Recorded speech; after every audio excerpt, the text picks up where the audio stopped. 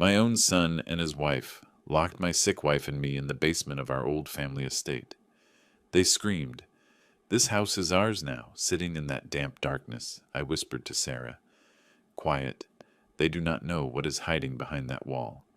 When they finally left, I moved a loose brick and showed my wife the secret I had kept for 43 years. The truth about who I really am. A truth capable of destroying everything they think they know about our family. Hello, dear listeners. Thank you for joining me today. Before I begin my story, I would appreciate it if you subscribe to the channel, William's Revenge Stories, and told me in the comments which city or country you are listening from. It always excites me to know how far our stories travel. Enjoy the listening. I woke up at 5:30 in the morning, just as I have done for over 40 years. I did not need to look at the clock. My body already knows the time. Outside, the silence still had that thickness of the early morning. From the downtown square below the tolling of the bell tower broke the stillness, followed by the beating of pigeon wings on the old tile roof. I opened the window. The air of the historic district came in fresh, mixed with the sweet smell of jasmine climbing the balcony railing. The sky was beginning to lighten, and the wind brought with it the murmur of leaves from the orange tree in the patio. I heard the engine of a bicycle and then the sharp thud of the newspaper against the front steps. The Morning Gazette, like every day. I picked it up and left it next to the teapot on the wooden table that is older than my own son.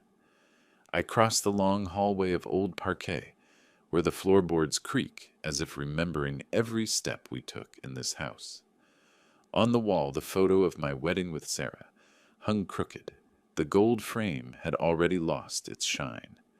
I straightened it carefully, caressing the foggy glass. In the living room, I lit the oil lamp that rests next to the small altar.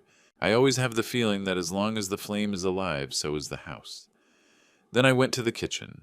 The sound of the gas lighting, the smell of toasted bread, the soft boiling of water. Everything was part of my routine, of the small world I can still control. I cut the bread, beat the eggs, and prepared Sarah's breakfast, like every morning. Before serving, I opened the medicine box that Dr. Evans gave me and counted the pills, one by one, with the precision of a watchmaker. From upstairs, I heard footsteps, thin heels hitting the hallway floor. It was Linda. She always got up later, but today her walk sounded determined, almost impatient. A strong smell of expensive perfume began to fill the house. Too much for a morning. I put the breakfast tray on the table and looked toward the window. Sarah was already awake, sitting in her armchair by the white curtain, wrapped in her wool shawl. Her skin was pale but serene, reflecting the soft light of dawn. When she saw me, she smiled weakly. "Good morning, my love," I said, approaching her. I gave her the first spoonful of warm oatmeal and then a sip of tea. She squeezed my hand, and that small pressure was worth more than any word. I opened the door so fresh air could enter. The scent of orange blossoms filled the room again. Then I heard the noise of a car engine. A gray Audi stopped in front of the iron gate. The sound of the door closing, the hurried steps, the voice of my son Daniel speaking loudly on the phone. "Yes, tell Jason to close the deal before Monday." "No. The risk does not matter. I want it signed."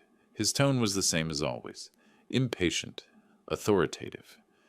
I went out to the porch. He hung up the call just before seeing me. He greeted me with a brief gesture and then leaned in to kiss his mother. He barely grazed her cheek. "Mom, you look better today," he said with that voice of someone speaking without really looking. Linda came down the stairs at that moment, still in a silk robe. She had a cup of coffee in her hand and an expression of impatience painted on her face. "David," she called me from the hallway, using my first name instead of Dad. "The Wi-Fi is not working again. Can you check it?" I did not answer. I limited myself to nodding. I left the tray on the counter and went to the small office in the back where I keep my tools. The router was blinking weakly. I restarted it, and while I waited for the lights to turn back on, I heard Daniel and Linda laughing in the living room, talking about a dinner at a fancy downtown restaurant. I returned to the living room. Sarah had fallen asleep. Her breathing was calm. Linda, on the other hand, had taken the opportunity to remove the lace tablecloth from the table and replace it with a modern beige one that did not match anything else in the house. "It looks fresher this way, more current," she commented without looking at me. I just nodded and picked up the old tablecloth, folding it carefully, as if it still held some of the smell of happy days. At noon, Daniel arrived with takeout boxes. He did not want me to cook. "Dad, do not bother preparing anything anymore. This is more practical, and Mom needs to rest." I limited myself to serving the plates. I did not even taste a bite.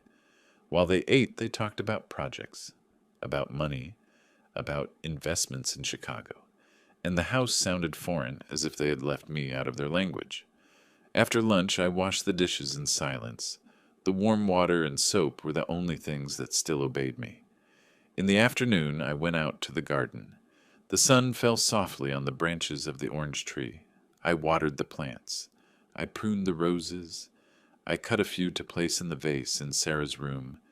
She has always liked roses. When I returned, she was drowsy with a slight smile. Linda was talking on a video call showing her mother her new house under renovation. "Look, Mom, this will be my kitchen. And here the dining room.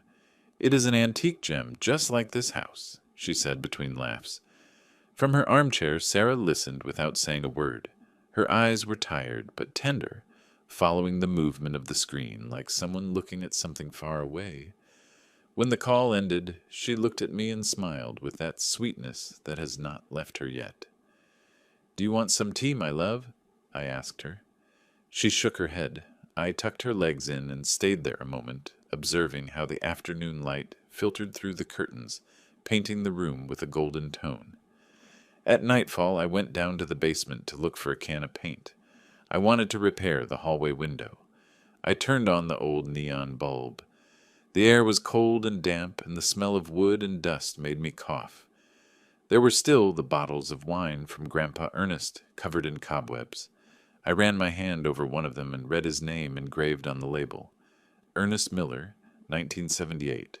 I stood looking at the weak reflection of the light on the glass. The house kept his history, but the echo of new steps had changed it. It did not sound the same anymore. It did not smell the same. I turned off the light and went up the stairs slowly. Before closing the door, I looked once more at the dark basement and said almost without a voice, "This house still breathes, but no longer with our breath." I stood there a moment, hearing only the ticking of the grandfather clock in the hall. Then I returned to Sarah's room. She slept peacefully, and the lamp next to her bed cast a warm light on her face. I sat next to her, took her hand, and thought that although the world insisted on moving forward, without looking back, I still belonged to this house, to its silence, to the good ghosts that still inhabit it. And so my day ended, just like so many others, with a heart full of love and a sadness that does not go away, but that I have learned to accept. Like someone who learns to live with the constant sound of an old house that little by little is emptying of voices. That day dawned with a fine rain, almost invisible, the kind that seems to float in the air rather than fall. I woke up before dawn. The sound of water gently hitting the windows was hypnotic. I stayed lying down for a few seconds, looking at the ceiling, listening to the wind pushing the orange tree branches against the glass. The air was humid and cold. The room smelled of old wood and medicine. I turned on the small lamp on the nightstand. The yellow light barely illuminated the wedding portrait hanging in front of the bed. I sat up slowly, put on my shoes and coat, and went out into the hallway. The floorboards creaked under my feet. That familiar sound that in other times would have made me smile, but now only reminded me that the house was filling with foreign steps. Passing by Daniel's room, the door was open. Inside, the blue glow of a screen flickered in the darkness.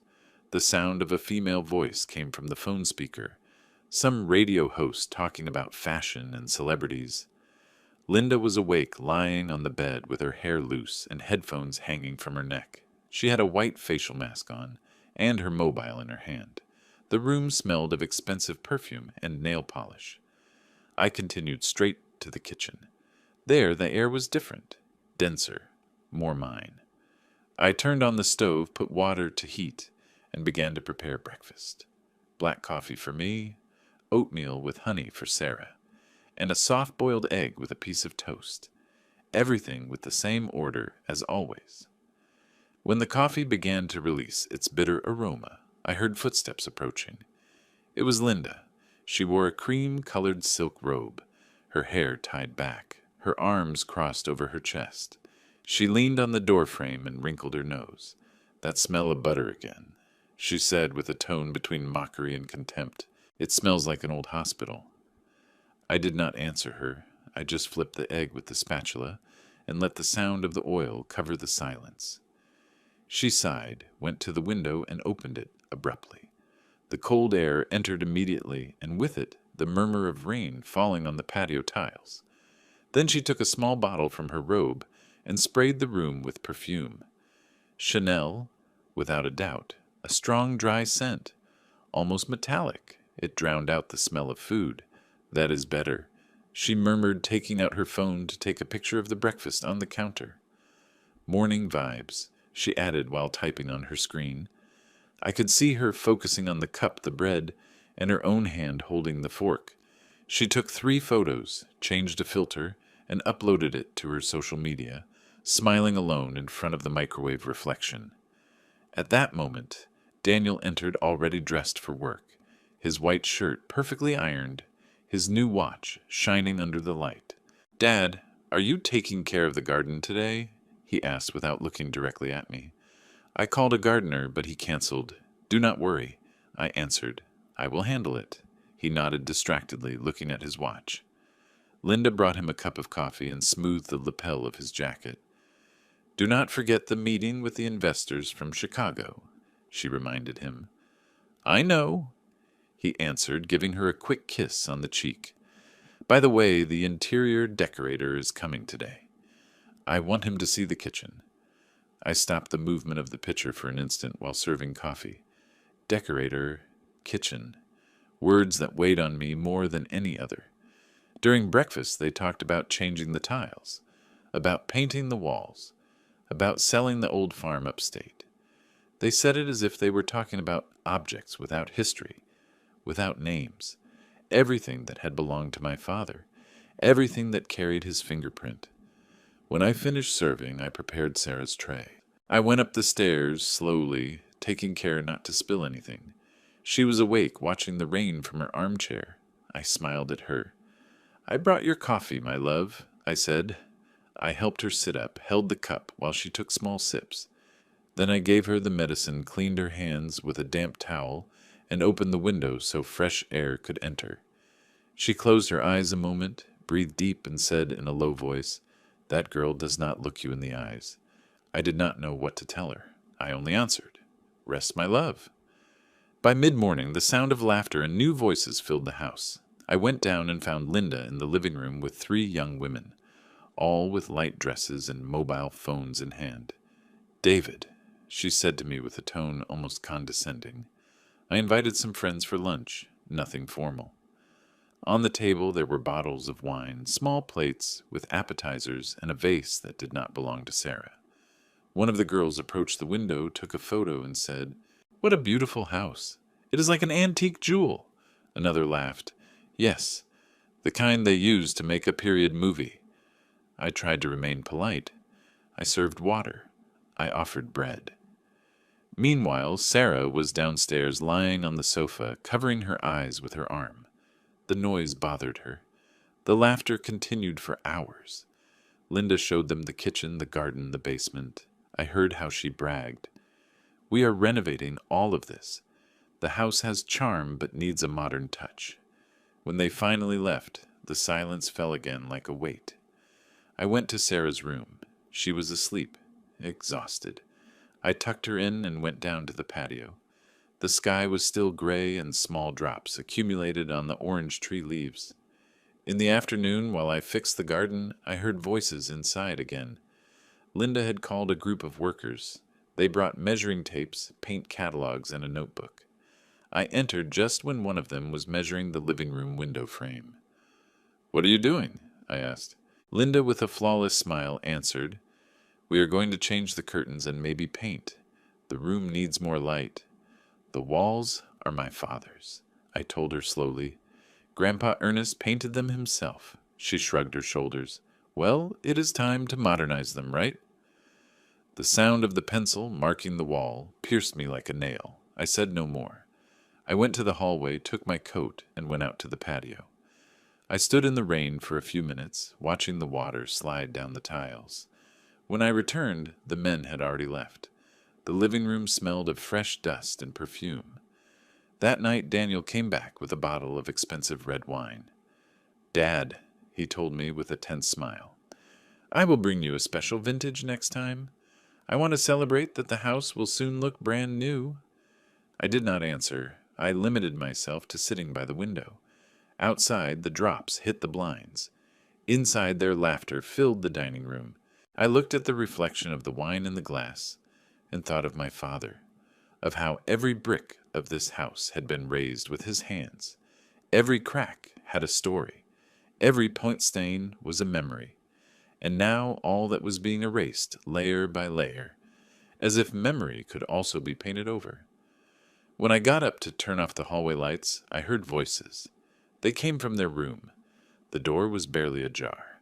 I stood still, not wanting to listen, but the words slipped out anyway. "Your father is a good man," Linda said in a whisper loaded with irony, "but he lives in another century. You will not notice when he is gone." The silence that followed was worse than any scream. I took a step back, closed my eyes a moment, and felt something inside me slowly turning off, like a candle that consumes itself without noise. I went back to my room. Sarah slept. Her breathing paused, her face calm. I sat next to her and caressed her shoulder. "Tomorrow I will make your coffee earlier," I told her, although I knew she did not hear me. I held her hand between mine. Outside, the church clock struck 12 bells. Each one resonated like an echo inside my chest. I looked toward the window. The rain continued falling, constant, silent, erasing the traces of the day. And then I knew. Starting tomorrow, nothing would ever be the same again. Saturday dawned clear and warm, with a friendly sun filtering through the dining room curtains. I got up early as always. The air smelled of damp earth after the rain of the night before. From the window I heard the song of sparrows and the distant rumble of an engine starting on the street. For an instant, the house seemed quiet, as if nothing was about to happen. While I prepared Sarah's tea, I heard Daniel's voice in the patio. He was talking on the phone, his tone firm, almost authoritarian. "Yes, tell Richard to close the deal today. No, I do not care about the price. I want it signed before Monday." His voice was the same one he used when he was a child and demanded a new toy. Only now he wore a suit and an expensive watch. I stood observing him from the window. He was wearing a white shirt, perfectly ironed, with the sleeves rolled up and the shine of the watch reflecting the sun. He walked from one side to the other with the mobile on his ear, gesturing with his free hand. On his face there was no trace left of the boy who one day played barefoot under this very orange tree. Linda appeared behind him, moving the garden dining table. She spread out a beige tablecloth, the kind that looks taken from a magazine. Seeing it, I realized she had put away Sarah's lace tablecloth, the one we used since we got married. "It matches the new walls better," she told Daniel while adjusting the corners of the tablecloth. I kept preparing the tea, but something inside me hardened. When Sarah began to wake up, I went to help her. I adjusted the pillows, put the tray on her legs, and caressed her hair. She smiled weakly. "Is it sunny?" she asked. "Yes, my love. A clean sun, the kind that deceives," I answered her. While I gave her the medicine, I heard Daniel's steps entering the kitchen. He brought a smile so rehearsed that it scared me. "Dad, can you come to the dining room for a moment? We have something to talk about." I left the tray aside and asked Sarah to rest. I went down the stairs slowly, with a heavy heart, without knowing why. The dining room was brighter than usual. The open windows let in the breeze, which made the new curtains wave. In the center of the table was a brown leather folder, perfectly aligned with 2 glasses of white wine. Linda smiled at me with that fake sweetness she only uses when planning something. "It is just a toast, David," she said, pouring me a little wine. "Nothing to worry about." I sat down without touching the glass. Daniel settled in front of me, crossed his hands on the table, and adopted the tone of someone about to close a deal. "Dad," he began, "we have been reviewing some legal matters of the house." He opened the folder carefully as if revealing a delicate secret. He took out several documents with red stamps and signatures I did not recognize. On the first sheet, I read, "Transfer of property, Miller family residence. We do not want problems when the time comes," he continued. "If you sign this, everything will be easier for everyone." I looked up. "And what time is that exactly?" Daniel avoided my gaze. Linda intervened immediately, resting her hand on the papers. "It is just a formality. This way we avoid taxes, complicated inheritances, lawyers. You know how bureaucracy is." "I know," I said slowly, "but I do not understand why such a rush." "Why," Daniel answered with contained impatience, "this house needs a clear direction. You're tired, Dad. We can take care of it." "I am not tired," I answered him. "Just old," which is not the same. Linda let out a brief, uncomfortable laugh. "Oh, David, do not take it that way. It is for your own good.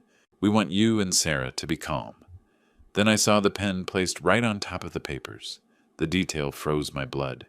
Everything was already planned: sign, toast, smile for the photo, and then disappear. I put my hand on the folder without opening it. "No," I said. The silence that followed was thick, as if the air had stopped. "What do you mean?" "No," Linda asked, frowning. "We just want to help you." "I'm not signing anything. This house is still mine." Daniel leaned his elbows on the table, leaning towards me. "Dad, we live here. We pay bills. We take care of Mom. It is logical. You live under my roof," I answered him, "and I take care of my wife, just as I have always done." He leaned back in the chair, took a deep breath, and tapped the edge of the table with his fingers. "Be reasonable. Mom needs professional attention. I already found a place at Oakwood Senior, living on the outskirts of the city. It is a good place." For a second I did not understand. "What are you saying?" Linda quickly added. "A center with doctors 24 hours a day, gardens, private rooms. You could visit her on weekends." I stared at her. The wine in her glass reflected the sunlight like an open wound. "You want to lock your mother in a facility?" Daniel looked down. "It is not locking her up," he murmured. "It is moving forward." At that moment, from the room next door, the slight clinking of a spoon hitting a cup was heard. It was Sarah. Her way of saying, "I hear you." I got up slowly. "We will not speak of this again," I said. Daniel tried to stop me. "Dad, do not get like this." But I had already turned around. I crossed the hallway without looking back. In my room, the air was cooler. I closed the door and leaned against it. I could hear my own heartbeat in the silence. The image of my son handing me those papers would not leave my head. The same son I taught to walk, the one I took to school in the rain, now looked at me like a nuisance. That night the house filled with whispers again. From my bed with the door ajar, I heard the voices of Daniel and Linda in the living room. "Your father understands nothing," she was saying. "If he does not want to sign, we will have to do it our way." "Yes, but it must look voluntary." "I do not want trouble," he answered. Their steps echoed in the hallway, and then silence. I got up, went to the window, and opened it. The night wind entered, smelling of humidity and orange blossoms. In the distance, the bell tower struck 11. I stood there, breathing deep, feeling the weight of the air. I knew something had broken forever. The next morning, the dining room was empty. The documents remained on the table, but I noticed pages were missing. When I asked, Linda smiled with that courtesy that cuts deeper than a razor. "Relax, we put them away so they do not get stained." The mail arrived shortly after. The postman handed me a sealed envelope with the letterhead of a local notary. I observed it for a few seconds. I felt it weighed too much to be just paper. I did not open it. I kept it in the drawer of the sideboard and said nothing to Sarah. The rest of the day passed in silence. I did my usual chores, watering plants, washing dishes, adjusting the living room clock. Everything with an apparent calm that barely hid the storm inside. At night, when I turned off the hallway lights, I noticed a faint glow coming from the office. I approached in silence. The door was ajar. Inside, Daniel was in front of the copier stacking documents. Linda reviewed the sheets against the light, comparing signatures on her computer screen. "This one does not look alike," she said. "Make it identical. No one will notice," he answered. I stood still, breathing slowly with my hand resting on the doorframe. I felt the cold of the wood under my fingers. I did not want to enter.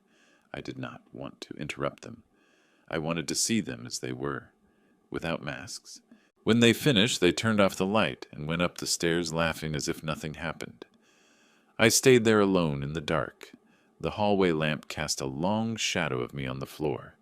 I looked at my hands. They were trembling, but not from fear. I closed my eyes. In the distance, the living room clock struck midnight. Each chime sounded louder than the last. The house, my house, seemed to be watching me. And for the first time in 40 years, I had the certainty that the danger did not come from outside, but from inside. From that moment, I swore one thing. If they had started a game, I would be the first to learn the rules. The sun entered violently that morning, filtering through the curtains like knives of light. The house was too silent. Not the radio, not the ticking of the clock, not even the song of the birds in the patio. Only the slow hum of the ceiling fan spinning lazily over the living room. Linda left early. She wore dark glasses and a purse hanging from her arm. Before closing the doors, she said, without looking at me, "I'm going to buy flowers to decorate. This house needs life." She did not wait for an answer. The slam sounded hollow, and then the echo of her heels was lost down the street. I prepared Sarah's breakfast in silence. Soft eggs, toast, the herbal tea that relieved her cough. I helped her up, adjusted the shawl over her shoulders, and took her to the porch. The air was hot, loaded with the smell of orange blossoms. She closed her eyes a moment, enjoying the sun on her skin. "It is hot," she murmured. "Too much." I answered, fanning her with an old newspaper. When I returned to the kitchen, I found Daniel leaning on the doorframe. He had a cup of coffee in his hand, his face-tense sleeves rolled up to the elbows. He watched me with that mixture of condescension and annoyance that I found unbearable. "Dad," he said with a low but firm voice, "we have to talk again, and this time I want you to listen to me." I did not answer. I kept cleaning the table. The sound of the rag on the wood was my only response. Daniel took a step inside, placed the cup with force on the counter. Some coffee spilled and stained the tablecloth. "You cannot keep living in the past," he added. "Mom needs care that you cannot give her." I breathed slowly without looking up. "You already said that yesterday," I murmured. He let out an impatient sigh, and in his look there was something new, darker. "Come," he said suddenly. "Come down with me. I want to show you something." "What is happening?" I asked, although his tone admitted no answer. Before I could say anything else, he took me by the arm with force. His hand was firm, hard, and I felt how he pushed me toward the basement stairs. Daniel let me go. I tried to break free, but his grip only got stronger. "Just go down," he insisted. "It is important." We went down the wooden steps. The air became colder, with each step more humid. The smell of mold hit me like an ancient memory. The bulbs hung unlit, swaying slightly. When we reached the bottom, I took a step toward the wall to look for the switch, but before reaching it, Daniel pushed me hard. I tripped over a box and fell to the floor. The noise echoed in the low ceiling. "Daniel!" I screamed, trying to sit up. The door slammed shut. Then the metallic sound of the bolt turning. A dry, definitive click. I pounded the wood with my fists. "Daniel, open up. Listen to me." From the other side, his voice descended calm, almost indifferent. "This house is ours now, Dad. Rest a little." The steps moved away, and then silence. My heart was beating hard. The darkness was dense, sharp. I searched for the switch on the wall and turned it on. The bulb flickered several times before dimly illuminating the space. What is happening? David Sarah's voice came from the stairs. She was there clinging to the handrail with a pale face. I ran to her.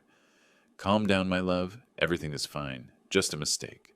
I helped her sit on one of the wooden steps. I took her hands. They were cold.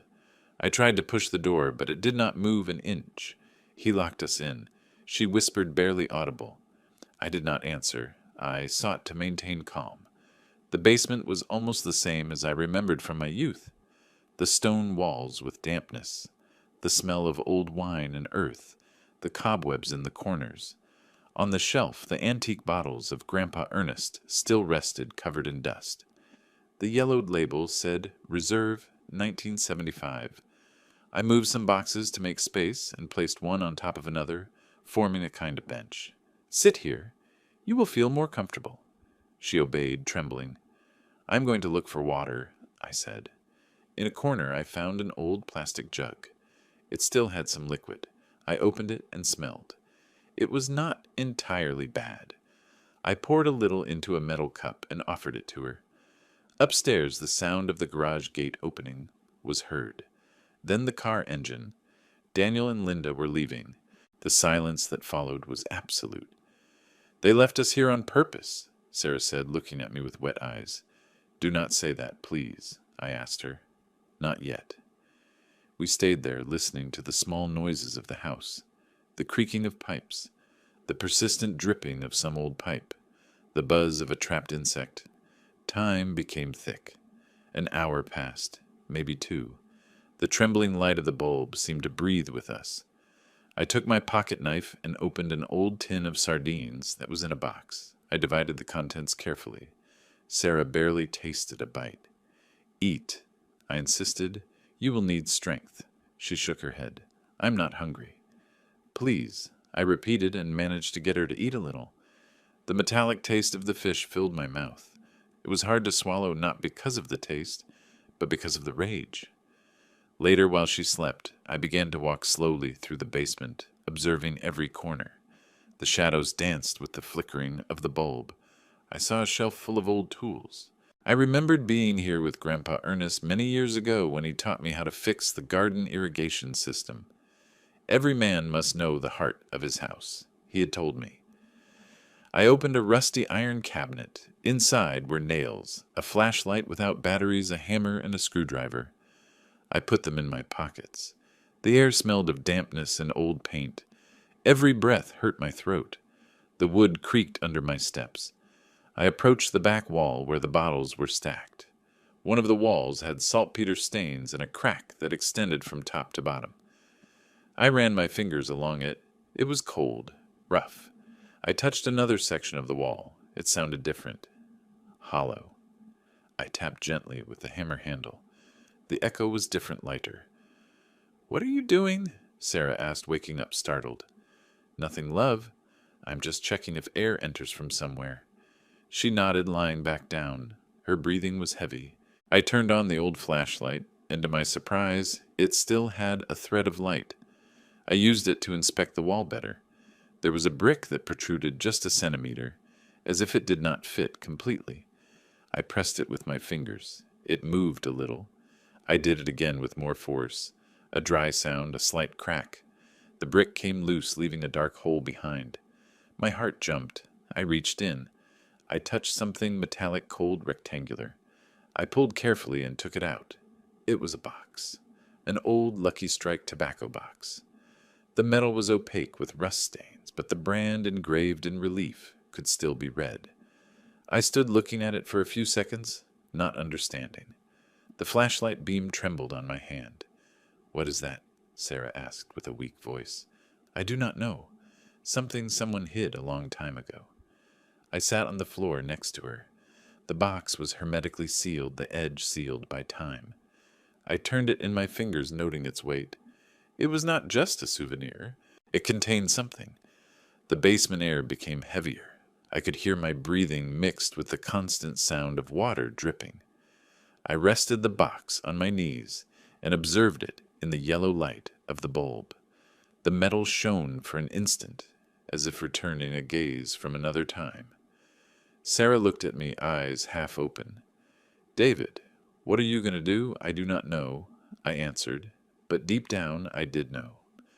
I held the box with both hands as if it were something alive, and then I understood that although Daniel believed he had buried me in this basement, what he had actually done was open a door he could not imagine. The darkness no longer scared me, only the silence. Because now I knew that beneath the earth of this house, between its walls and its secrets, something waited to be discovered. I caressed the metal lid with my thumb. Sarah fell asleep, little by little, leaning on my shoulder. I turned off the flashlight, let the gloom wrap around us, and stayed listening to the rhythm of her breathing. In my hand, the cold box weighed more than the air. I held it against my chest and closed my eyes. I knew that everything, absolutely everything, had just begun. The yellow light of the basement bulb trembled as if breathing. The air was dense, saturated with humidity, and the sound of water dripping from an old pipe marked a slow, almost hypnotic rhythm. Every drop that fell on the cement floor seemed to count the seconds we had been there. I moved a couple of wooden boxes to the center to open up space. Doing so, a cloud of dust rose and made me cough. The smell of rotten wood, of old paint, of confinement covered everything. I felt a metallic taste in my mouth. "What time is it?" Sarah asked from the steps, her voice weak, loaded with fatigue. I took out my pocket watch, the one that had belonged to Grandpa Ernest, and looked at it. The hand was stopped at 9:15. "The battery dead for years. I do not know," I answered her, "but it must be noon." She sighed. Her breathing sounded like a soft whistle interrupted. I approached to cover her better with my jacket. The skin of her hands was cold. I took the flashlight I had found in the toolbox. I turned it on. The light flickered a couple of times before stabilizing. It did not shine much, but it was enough to distinguish the stone walls and old shelves. I walked slowly, checking the corners. On the right shelf were antique wine bottles. I touched one. The label said Reserve 1978. Cleaning it with my sleeve, the name Ernest Miller appeared engraved on the cork like a signature from the past. I passed the flashlight over the back wall, the one on the west side, and then I saw it. A distinct line, a crack that ran through the joints between the bricks. There was something strange about that wall. I tapped gently with the hammer handle. The sound it returned was hollow, different from the rest. I felt my heart accelerate. Suddenly I remembered something, a distant image, almost a dream. Grandpa Ernest going down with me to the basement when I was about 14 years old. He carried his oil lamp in one hand and a tired smile. "Here I kept something, David," he had told me with a deep voice. "Something for desperate times." Back then I did not understand. I thought he spoke of money or wine. Now those words resonated with a new meaning, heavy, urgent. I left the flashlight on the floor, shining toward the wall, and with the screwdriver I began to pry at the brick that seemed loosest. Dust fell in a cascade, filling the air with the smell of old earth. "What are you doing, David?" Sarah asked, trying to get up. "Nothing dangerous, love. Just checking something," I said without looking at her. The brick gave way little by little. I heard a slight creak and then a dry sound. Crack. The piece moved barely a centimeter. I tried again with more force. Finally, the brick slid outward, revealing a dark hole the size of a hand. The air that came out of there smelled of metal and old paper. I put my fingers in carefully. I touched something hard cold and took it out slowly. It was a Lucky Strike tobacco box, rusted with deformed corners. The surface was covered with a layer of gray dust, and the red color of the logo could barely be distinguished. I shook it gently. Inside, something jingled like coins or small, loose objects. "What did you find?" Sarah asked with a thread of voice. "I do not know," I answered, "but something important, for sure." I knelt on the floor, cleaned the lid with my sleeve, and tried to open it. It was stuck. I tried once more with my hands, but it did not yield. I looked for the screwdriver, placed it in the slot, and turned it carefully. A sharp click, and the lid opened. Inside was a package wrapped in waxed paper, yellowed by time, tied with a thin and frayed string. I untied it slowly. The knot came undone with a slight snap. Inside the wrapper, 3 folded sheets. I opened them carefully, the paper almost falling apart between my fingers. The first was a birth certificate. I read the name aloud, barely believing it. Mark Taylor, born June 12th, 1948. I froze. That date was mine. The second sheet was an adoption document with official seals and a clear signature. Ernest Miller. The text said that the minor Mark Taylor legally became adopted with a new name, David Miller. The third was a handwritten letter. The paper more worn than the others, but with the firm, slanted, unmistakable handwriting of Grandpa Ernest. If you are reading this, son, it is because necessity brought you here. The letters seemed to speak from the earth. I felt a knot in my throat. I took the sheets to the light of the bulb, spreading them on an empty box. Sarah approached, a little leaning on the railing. "What does it say?" she whispered. I cleared my throat. "Listen," and I began to read. "Your real name is Mark Taylor. You were born into a family that loved its country but was betrayed by it. Your father, William Taylor, was a government advisor falsely accused of conspiring against the regime. He died in prison to protect your mother and you. No one was supposed to know. I changed your name, son, so you could live without the shadow of the past. You are my son as much as you were his. But if one day you find this letter, remember the blood that runs through your veins has history, and you must not let anyone stain it." I finished reading. My voice trembled. The echo of my words bounced off the damp walls. Sarah was crying. "Your father. The real one?" she asked. I nodded slowly. "Yes." And Grandpa Ernest knew everything.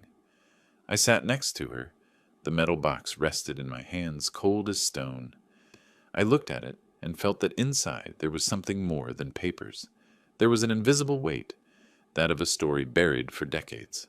I ran my fingers over the faded letters of Lucky Strike and thought of Grandpa Ernest, hiding this alone in this same basement, perhaps with the fear of being discovered.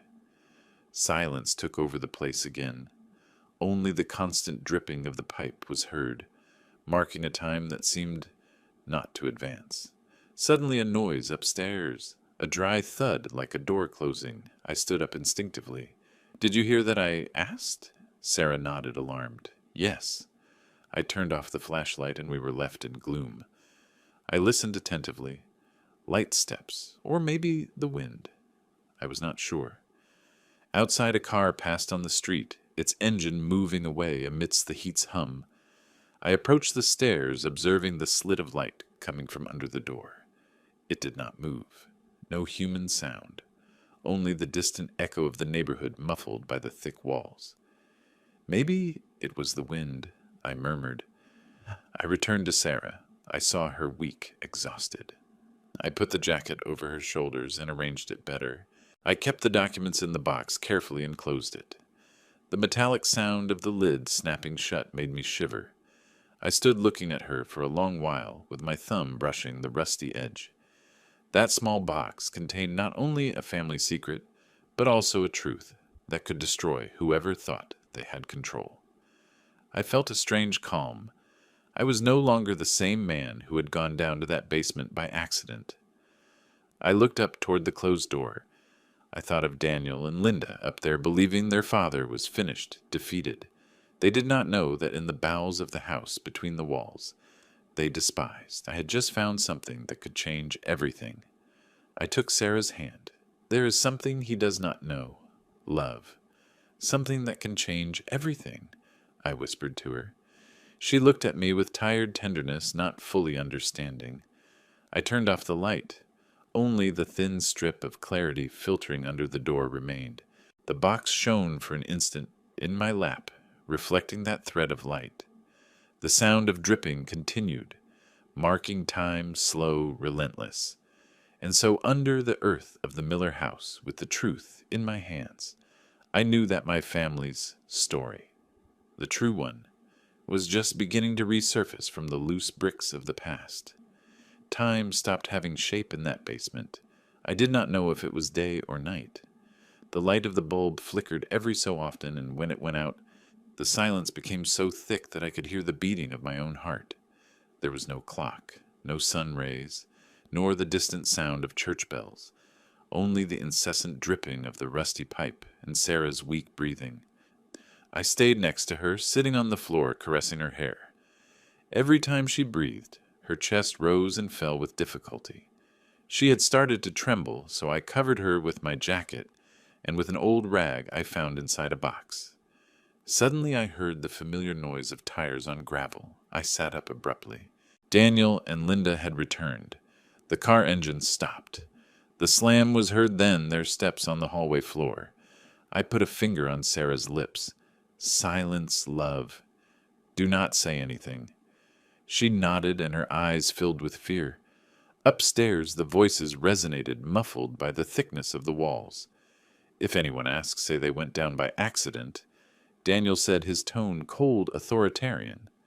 And if they do not believe it, Linda answered, we will say it was a misunderstanding. No one will come to check an old house. Their steps approached the basement. The door creaked, and a burst of white light descended the stairs, blinding me for an instant. Daniel appeared in the doorway, his tie undone, his face haggard, his eyes red. He carried a bottle of water in one hand and a small bag in the other. Have you thought about what you will do, Dad? He asked with a tired voice, but without a trace of compassion. I held his gaze. Your mother needs air and medicine, I answered him. He exhaled through his nose, frustrated. You always dramatize. He leaned in a little and threw the bottle and the bag toward the floor. There you go. Think about what suits you. Then he slammed the door shut. The sound of the bolt went down the walls like a metallic echo that pierced my chest. I knelt down and picked up the bottle. I opened it and brought it to Sarah's lips. Drink slowly, I told her, little by little. She drank carefully, closing her eyes.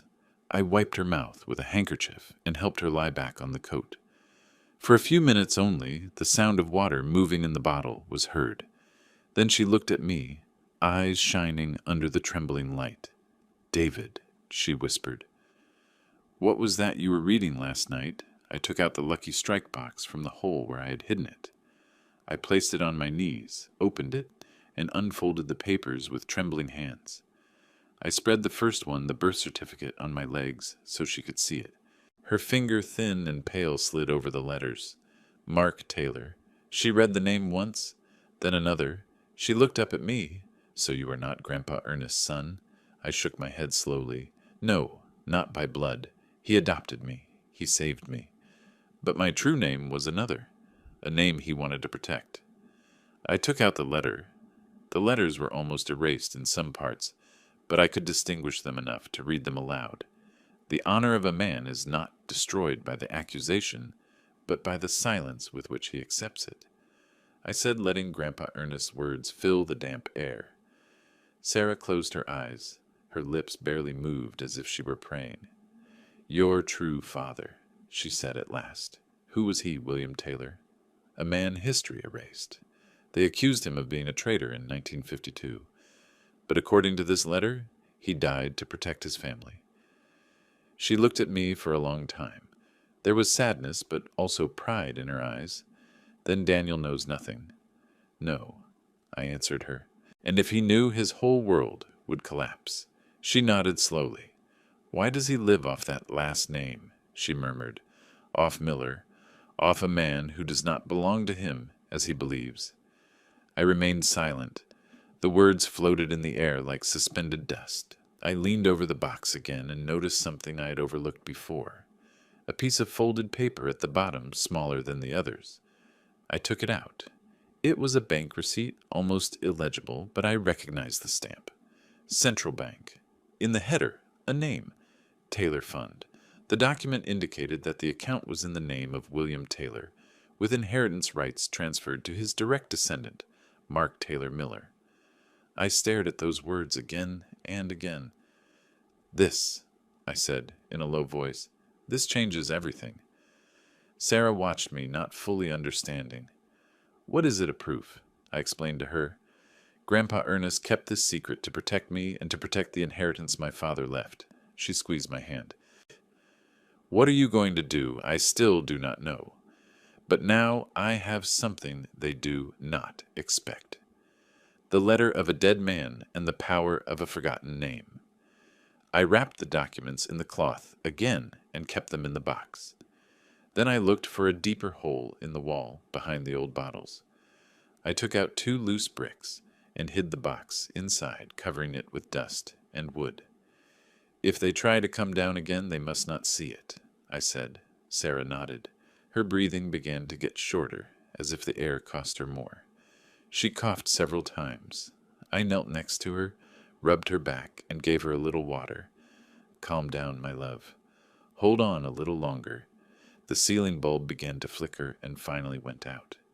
Darkness fell suddenly dense, absolute.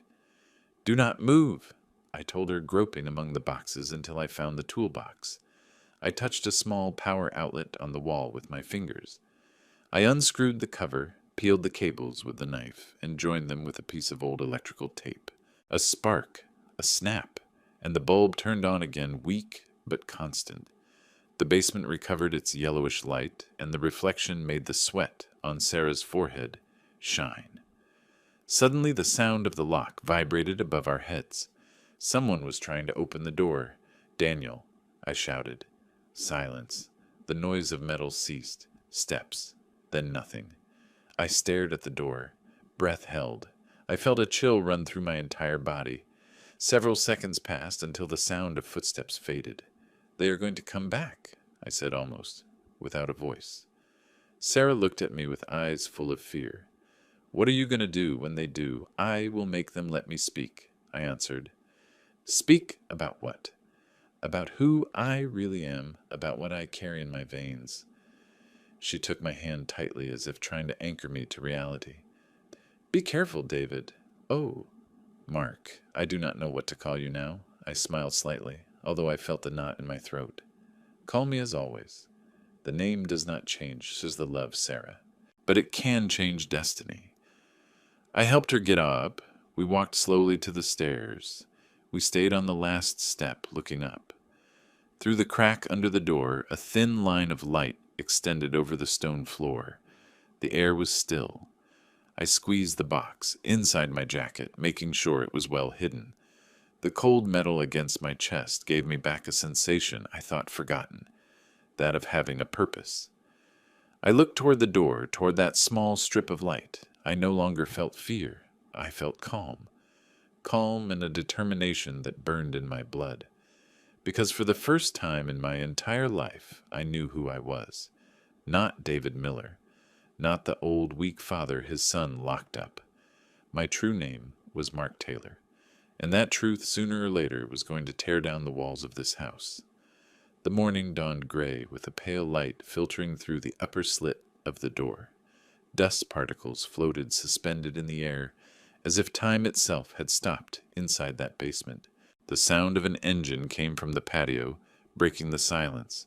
I recognized the noise of wheels on gravel. "Daniel." The basement door opened with a long screech, and my son's silhouette appeared in the threshold, outlined by the brightness outside. He had his shirt rolled up and a tired face, but his tone had no trace of compassion. "Do not starve to death, old man," he said with a half-smile, throwing a paper bag and a bottle of water. "Think about it." The sound of the latch closing resonated on the walls like distant thunder. I waited a few seconds before moving. I took the bag and placed it on the worm-eaten wooden table. Inside was a piece of hard bread, a couple of slices of ham wrapped in wax paper, and a half-empty bottle of water. Sarah coughed weakly. I approached her, helped her sit, offered her water, and wiped her face with a damp cloth. Her skin was cold as porcelain. "Calm down, my love," I whispered. "It is almost over." When she lay back down, I took the Lucky Strike tobacco box from the inside pocket of my coat. I opened it just for an instant to make sure the papers were still there. Then I put it away again, hidden under the fabric. The car engine roared again. Through the floor, I felt the distant vibration when they moved away from the patio. The house remained in silence. I looked at the old clock hanging on the basement wall. It marked 11:12, just like the last time.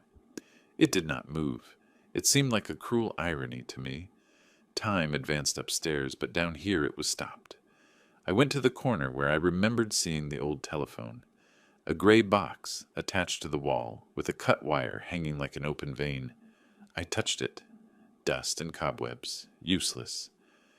But then I remembered something. In the pocket of Sarah's jacket was still her old mobile phone. One of those with a sliding keyboard she used to call the doctor. I took it out carefully. The device was covered in dust, but still had some life. I pressed the power button. The screen flickered. One battery bar. Weak, but enough. I slid the keyboard and opened the contacts. Only 3 numbers saved. Dr. Evans, Daniel, and Robert Vance. The name Vance lit a memory. The lawyer who had worked with me years ago when I defended a family plot before the city council. A correct, discreet man. Someone I could still trust. I waited for Sarah to fall asleep. Her breathing became slower. Paused. Then I went up 2 steps, looking for a point where the signal was stronger. I lifted the phone toward the slit of light under the door. 1 bar of coverage. Only 1, but it was enough. I dialed Robert Vance's number. 1, 2, 3 rings, and then a female voice. Young, professional. Vance Law Firm. Good morning. I remained silent a few seconds before speaking, controlling the tremor in my voice. This is David Miller, I said in a low voice. Tell Mr. Vance I need to see him today. Matter of inheritance and fraud. Mr. Vance has an open appointment at 4 in the afternoon. She answered without hesitation. Confirmed, I whispered, and hung up before she could ask more questions. I turned off the screen, covering it with my palm to prevent the device's light from filtering under the door. I turned to Sarah, who was still sleeping. I knelt beside her. This afternoon we will get out of here, I promised her in a low voice. I swear to you. During the following hours, I dedicated myself to reviewing the plan in my head, again and again. The phone had little battery. I had to use it only at the precise moment. I took out the box and checked that the papers were complete. The certificate, the letter, the bank document. I wrapped them in a clean handkerchief and kept them inside my coat. The air became heavier as the day advanced. Heat rose from the floor, mixed with the smell of dampness. Sarah slept, intermittently waking every so often with a start. Around 3 in the afternoon, the sound of the car broke the silence again. The squeak of the gate, the slam of doors. The basement lock moved. Daniel appeared again in the entrance with the same hard expression. Did you change your mind, Dad? He asked, going down a couple of steps. I feigned weakness, leaning against the wall. Your mother needs to see the doctor, I said with a tired voice. If she does not get out to the air, she will not make it. From upstairs, Linda's voice resonated with impatience. Let him go for a while. Just have him sign. Daniel hesitated a moment. Then he nodded. I will let you out, he said, opening the bolt. But no nonsense. 1 hour. I went up the steps, slowly helping Sarah. Every step made the wood creak. When the door opened completely, the daylight hit us in the eyes. I felt the fresh air on my face, and for an instant I felt dizzy. Daniel observed every movement, slowly. We are in no hurry, he said with that tone of false calm. We entered the living room. The smell of Linda's perfume floated in the air, mixed with that of recent dust. I went to the bedroom and took a clean jacket from the closet. I put the metal box in the inside pocket, making sure it remained hidden. Daniel followed me with his gaze. Call the doctor from my phone, he ordered. I want to hear it. I nodded. I took his mobile and dialed the number I remembered by heart. When they answered on the other side, I spoke with a paused voice, as if asking for a medical consultation. Doctor, I need an urgent appointment. I will bring my wife's documents. On the other side, Robert Vance's firm voice answered without hesitation. I will see you at 4, main office. I hung up. It is done, I said. The doctor is waiting for us. Daniel checked his watch. 1 hour. He repeated, lips tense. "And do not try anything, Dad." I nodded without arguing. Carefully, I helped Sarah go out. The main door was open. The afternoon sun fell on the patio, illuminating the orange tree leaves. A breath of wind brought the scent of jasmine from the fence. For an instant, everything seemed normal, almost beautiful. We crossed the threshold. My knees trembled from tension, but I did not stop. As soon as we reached the corner of St. Raphael Street, I raised my hand. A yellow taxi braked with a slight screech. I opened the door, helped Sarah sit, and gave the address in a low voice to the driver. The Vance Building, Main Street. The man nodded, started the engine. Daniel stayed at the door of the house, watching us. He did not move. He said nothing. He just raised a finger and looked at his watch, as if reminding me of the time limit. 1 hour, Dad. Not a minute more. I nodded and closed the taxi door. The vehicle started slowly advancing through the narrow streets of the neighborhood. Inside, the air smelled of gasoline and old leather. Sarah looked at me, face pale, but with a spark of hope. "Where are we going?" she asked. "To see the doctor," I said first, and then added in a lower voice, "to someone who can help us." She squeezed my hand tightly. Outside, the city extended under the golden light of the afternoon. Balconies with hanging clothes, children playing on the sidewalks, the sound of a street vendor in the distance. Everything seemed so normal that it hurt to think about what we were leaving behind. While the taxi turned toward Main Avenue, I discreetly took out the Lucky Strike box from my pocket and looked at it for a second. The cold metal returned a weak reflection, almost imperceptible.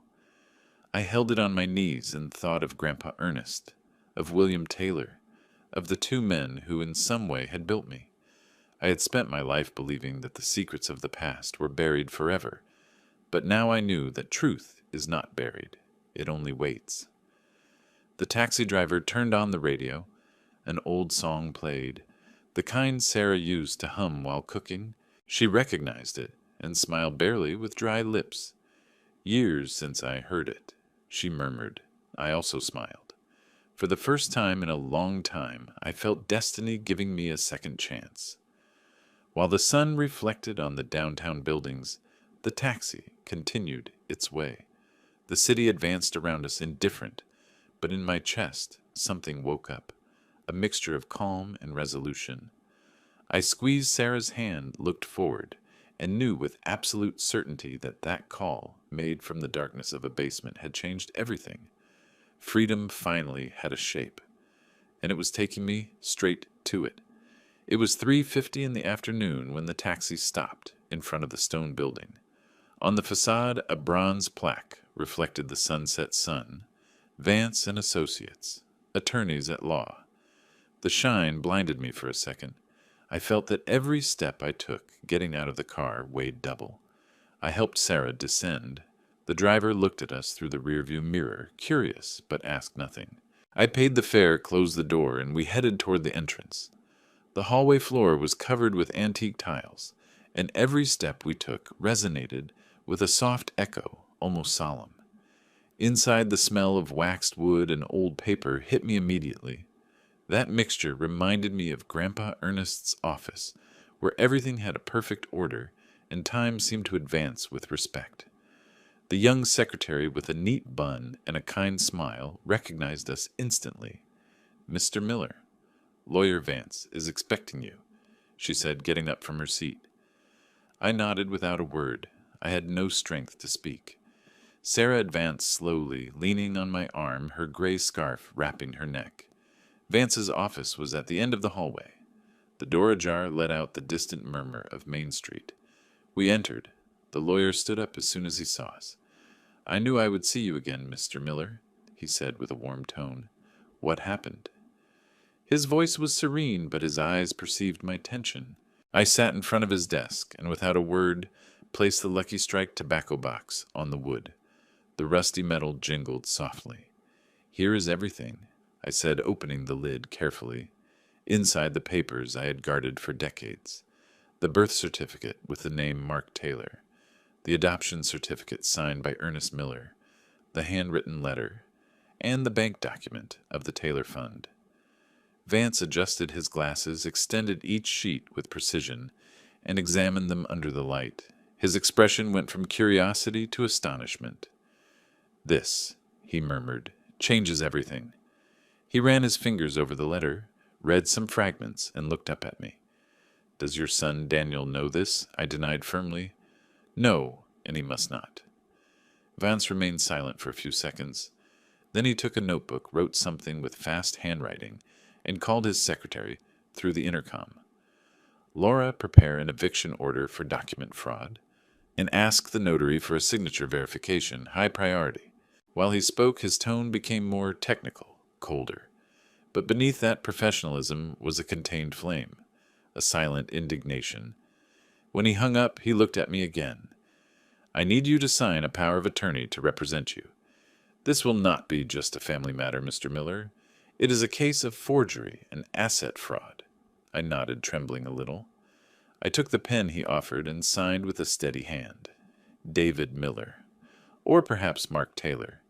It no longer mattered which. Meanwhile, the secretary entered with 2 cups of tea. Sarah took hers with both hands.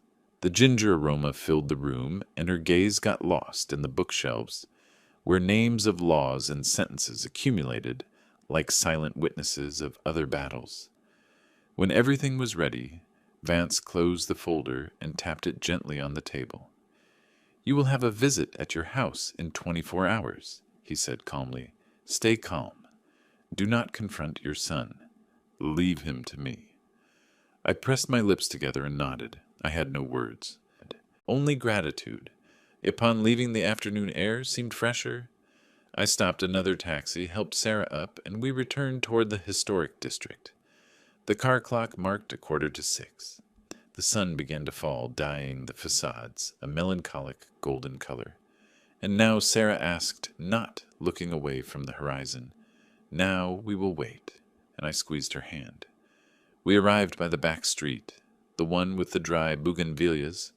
I did not want Daniel to see us from the living room window. We entered through the patio door slowly without making noise. Inside, everything seemed calm. Linda was talking on the phone, loudly mentioning Miami Mom and the new decorator. Daniel was on the sofa watching the news, a glass of whiskey in his hand. I placed Sarah in her favorite armchair next to the window. "The doctor says she needs rest," I announced with a neutral voice. Daniel did not even look at me. "Fine," he said simply without looking away from the TV. During the night, I feigned normality. I prepared a light soup, turned off the lights early, but my head did not rest for a second. When dawn broke, the house was quieter than ever. Daniel left early in his gray suit, and Linda spent the morning surfing on her tablet, suspecting nothing. At 5 to 11, the doorbell rang. I looked at Sarah. She understood without words. I went to the door and looked through the side window. A dark car was parked in front of the gate. From it, Robert Vance got down, accompanied by a young assistant with a brown leather folder. I opened the door calmly. "Come in, counselor," I said, holding the latch. Vance entered, greeted with courtesy, and his assistant followed, carrying documents. From upstairs, I heard the sound of fast steps. Daniel was coming down the stairs, adjusting his tie. "What is happening here?" he asked with a mixture of annoyance and surprise. Vance looked directly at him. "Legal notification," he said, extending a yellow envelope. "Eviction order and complaint for document forgery." Daniel snatched the envelope from his hands and opened it with fury. His eyes moved fast from one paragraph to another. The color left his face. "Fraud. What does this mean?" Linda appeared behind him, still in a robe with the phone in her hand. "This cannot be," she murmured. "There must be a mistake." Vance, impassive, adjusted his glasses. "The transfer you presented has the signature of a notary who died 2 years ago. Everything indicates a forgery. Furthermore," he paused, letting the tension grow. "An investigation could be opened regarding your lineage and the source of the funds you used." An icy silence filled the room. I was standing next to Sarah, with my hand on her shoulder. She breathed with difficulty, but in her eyes was something resembling serenity. Daniel looked at me with a mixture of fear and rage. "You cannot do this to me. I am a Miller." Vance smiled barely.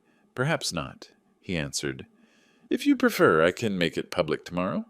Linda stepped back. Her hand trembled while looking for her husband's. Daniel, let's go, she whispered. He looked at her, not knowing what to say.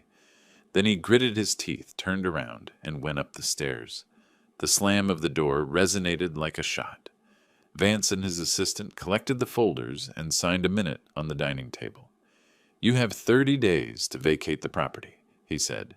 But honestly, I doubt they will wait that long. I shook his hand. Thank you, counselor. He nodded with that look of someone who understands he has just witnessed the end of something bigger than a contract. Sometimes justice arrives late, Mr. Miller, but it arrives. When they left, silence returned. A few minutes later, Daniel came out of his room with his face undone. My clients, they will find out, he stammered, looking at nowhere. I did not answer. I walked to the window and opened the curtains. The midday light entered warm, bathing the walls. That afternoon I heard them making desperate calls. Voices rising and falling, arguments, sobs. Linda cried. Daniel hit something against the floor. At 11 at night, when the hallway clock struck the last chime, I heard the sound of the trunk closing. I leaned out the window. Their silhouettes moved under the streetlights. They put the suitcases in without looking at each other, without speaking. The car started. The wheels turned on the gravel, and the engine was lost among the empty streets.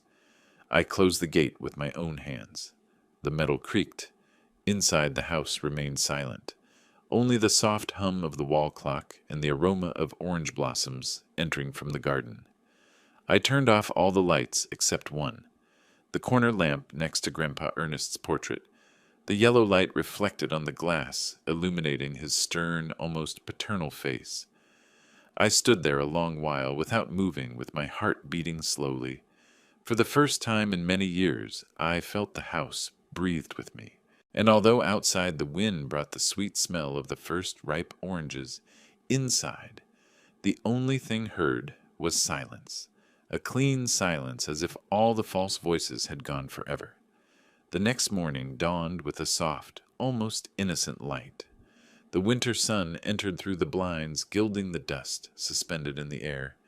It was a different silence, thick, as if the house was holding its breath. At 8:30, I heard the engine of a truck stop in front of the gate. The metallic clack of the handbrake startled me. I leaned out the window. 2 men dressed in blue jackets got out of the vehicle. They wore work gloves and hurried looks. They asked no questions. They entered, began to load suitcases, paintings, shoeboxes, bags of clothes, everything that had belonged to Daniel and Linda. Daniel watched them from the porch, arms crossed. He had a wrinkled shirt, a gaunt face sunk in dark circles. He did not look like the confident man who once spoke of inheritances and financial logic. Now he was barely a body, holding the weight of his own failure. Linda was by his side with a wide-brimmed hat and dark glasses. She spoke ceaselessly on the phone. Her voice cut the air like a blade.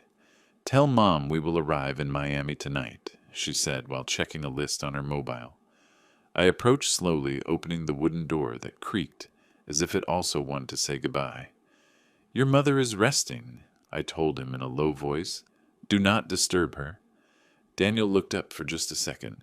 His eyes stopped on me without words, without even resentment, only exhaustion. Then he tightened his grip on the suitcase handle and turned his face toward the patio. The men continued their mechanical work. The sound of boxes hitting the floor mixed with the song of sparrows. On the living room table, I left the envelope Robert Vance had sent early that morning, the notarial confirmation of legal property transfer. The court seal shone under the light.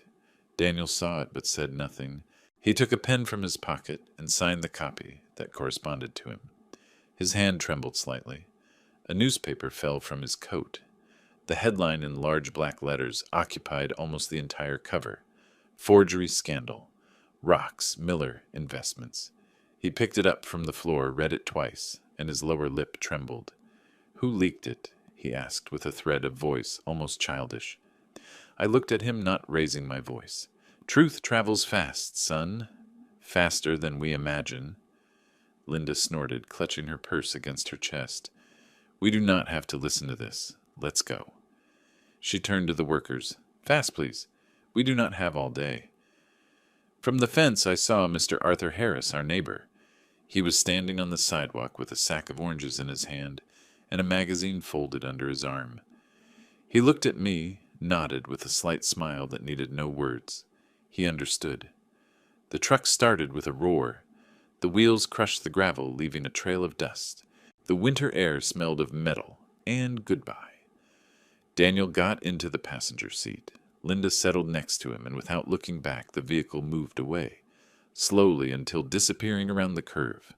When the gate closed again, the whole house exhaled.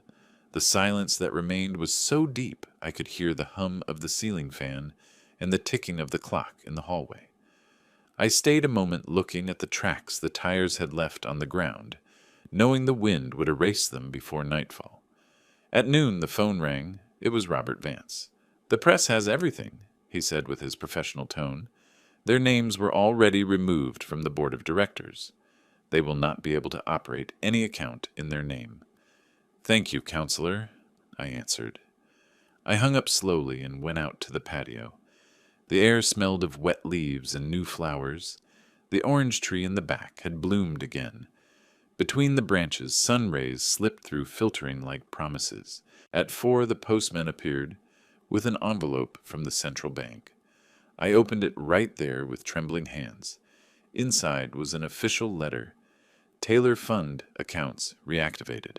Holder, Mark Taylor Miller. I read my name 3 times, that name that had remained buried half a century. I signed the receipt, put the envelope away carefully, and took it to the small chest under the stairs, the same one that had belonged to Grandpa Ernest. I placed it there among old folders and forgotten keys. I closed with a click that sounded like justice served. The rest of the day passed slow, peaceful. At nightfall, Sarah woke up. The golden light of the sunset bathed her pale face. "Did they leave?" she asked with a thread of voice. I nodded. "Yes, love." "They left." She said nothing more. She just took my hand and gave me a slight smile, one of those that contain a whole life of silences and pardons. That night I walked through the house. Every room was a memory. In Daniel's room only shadows remained. An empty cologne bottle, a pair of rolled-up socks, and a photo frame face down. I lifted the frame. It was an old photo from when he turned 10. He smiled next to me and Sarah, holding his first bicycle. For an instant I felt the old impulse to justify him, to believe there was still goodness behind his fall, but no. Sometimes a father's love consists of letting the son face the echo of his decisions. I covered the bed with a white sheet and closed the door. In the garden the air brought the smell of jasmine. Arthur crossed the gate with his slow step and straw hat. "The silence sounds better today, right, David?" he said, lifting the basket of oranges. "Yes, friend, much better," I answered. We sat on the porch, 2 old men under the shade, sharing tea without haste. We did not talk about justice or money, only about the weather, about the flowers returning, about the buzz of bees among the hedges. As night fell, the peace became denser, almost palpable. I felt for the first time in years that the house breathed with me again, not against me. When Arthur said goodbye, I walked through the hallways, turning off the lights one by one. I passed by the study where Daniel used to work. The chair was still turned as if someone had just gotten up. I touched the backrest with my fingertips. I continued to the basement. The door remained the same, the old lock, the slightly humid air. I went down the first steps. The gloom wrapped me like a memory. The hanging bulb was still there. I turned it on. Its yellowish light revealed the stains of time on the walls. I walked to the corner where the brick had come loose, that hole that guarded a past and returned the truth to me. I rested my hand on the rough surface of the wall. "Thank you, old Ernest," I whispered. I closed my eyes. I could imagine his voice pause noble. When the day comes, do the right thing, even if it hurts. And I had done it. I went up slowly, turning off the light. In the distance, the church bells chimed 7 times. The sound arrived soft, like a blessing. Coming out to the garden, the sky was dyed violet. The wind moved the orange tree leaves, and the perfume of fresh blossoms filled the air. I breathed deep with a calm heart. The house was at peace. Sarah slept in the armchair blanket up to her neck with a serene face, and I, for the first time in a long time, felt that winter did not bring cold. It brought justice. It brought silence. It brought at last forgiveness.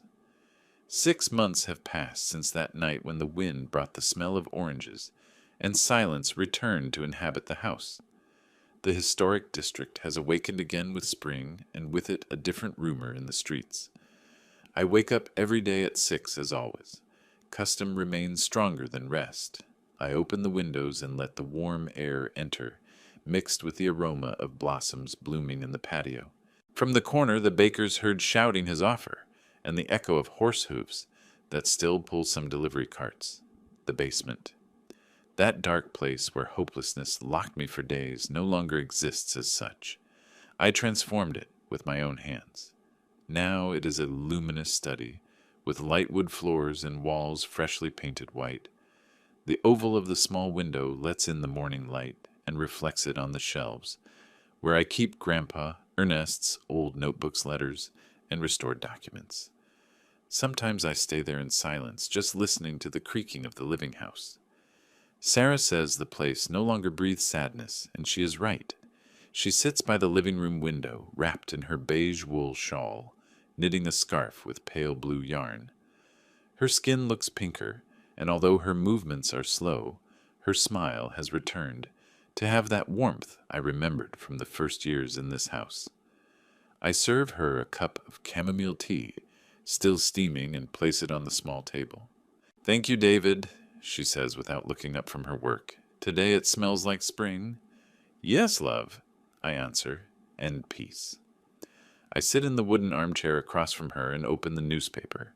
On page 3, almost hidden among economic news, a small note announces, "Daniel Miller and Linda Rivas sell their properties in Chicago.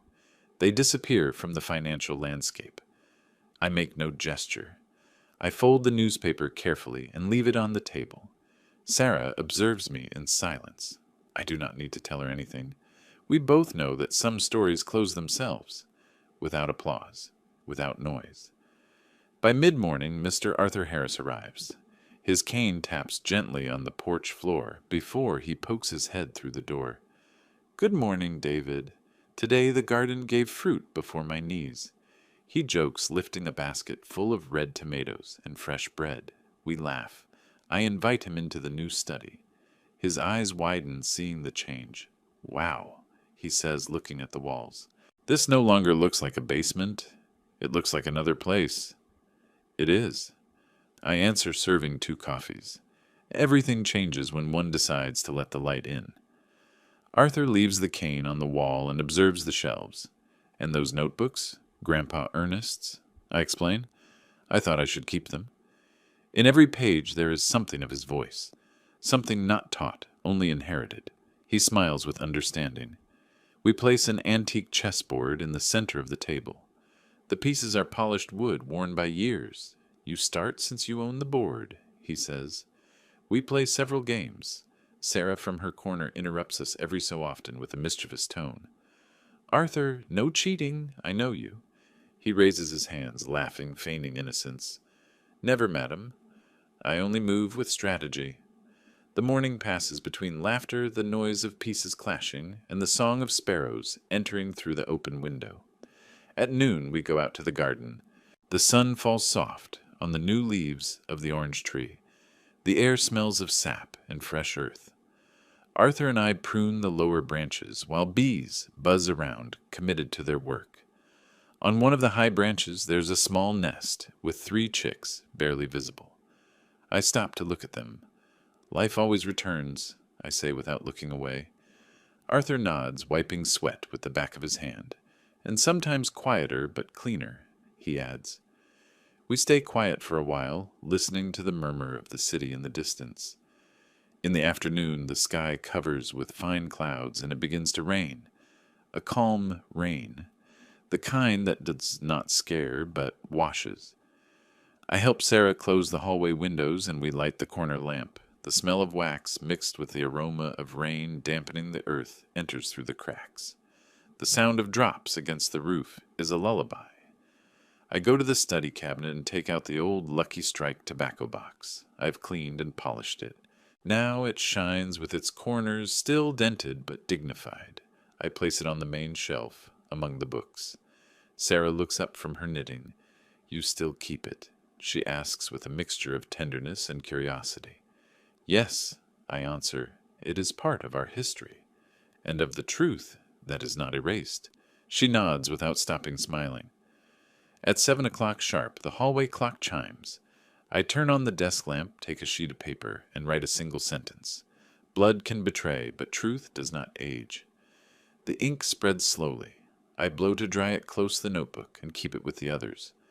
I go out to the porch. The rain has ceased, but the streets still shine with golden reflections from the streetlights. The historic district smells of hot-bred humidity and life that does not give up. On the corner, a group of young people plays the guitar under a bar awning. The notes rise up the street like a joyful sigh. From inside, I see Sarah through the glass. Her face, illuminated by the lamp, has the serenity of someone who no longer fears anything. She smiles, and in that smile is everything I have lost and everything I still keep. Arthur passes in front of the gate, raising his hand. "Until tomorrow, old friend," he shouts between laughs. "There will be sun tomorrow." I answer. I close the door. I walk through the house, turning off the lights one by one.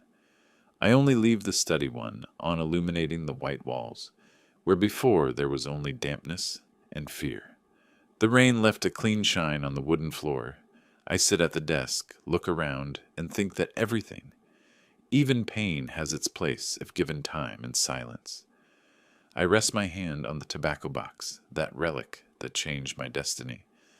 There is no rage nor nostalgia, only gratitude.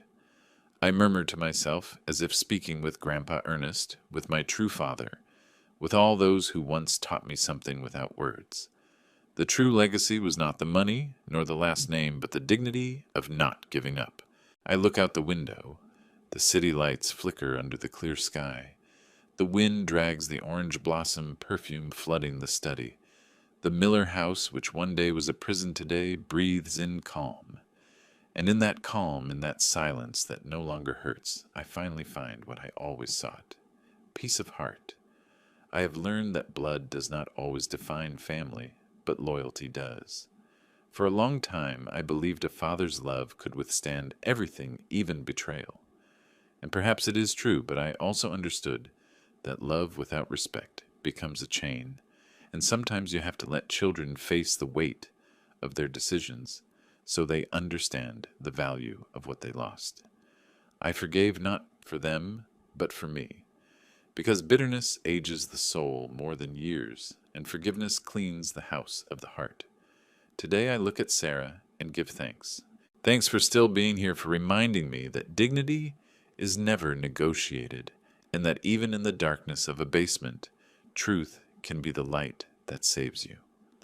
I wish every family listening to this story finds peace before pride, understanding before distance, and love before resentment. May everyone's home be filled with respect, patience, and second chances. And may God bless those who love without expecting anything in return,